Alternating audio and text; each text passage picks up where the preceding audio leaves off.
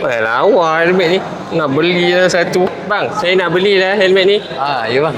Sorry. Sorry. Boleh saya bantu bang? Boleh, saya nak beli helmet ni. Boleh ke? Okay, helmet ni adalah helmet keluaran yang terbaru daripada Alpine Style. Ini nama dia SR10.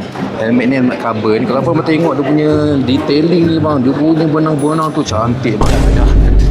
Saya tahulah carbon tu apa. Abang tak payahlah sembang pasal carbon tu carbon fiber ke apa. Betul. Saya nak tahu helmet ni saya nak beli. Boleh ke tak boleh? Ni Saya nak beli. nak beli. Saya nak beli helmet ni. Jadi ni bang, berat dia hanya 1.5 kg. Lepas tu kalau abang tengok carbon belakang ni pula, dia memang benang dia tenun cantik bang daripada Kanada. Lepas tu pada Kanada dia carbon lah pula. Udah lah tu. Bukan tak payah cerita carbon tu daripada Zimbabwe ke Mongolia ke. Saya nak beli helmet. Ni Saya nak beli. nak beli.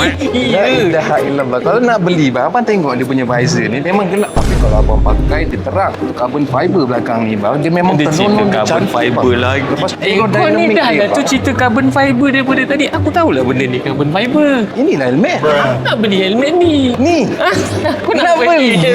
Astagfirullahaladzim. Dia punya ventilation atas tu bang, depan ada, atas ada. Dia punya carbon fiber memang belakang bang.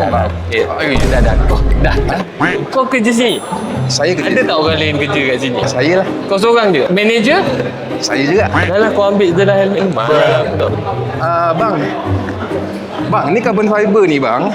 Carbon fiber dia ni memang cantik bang.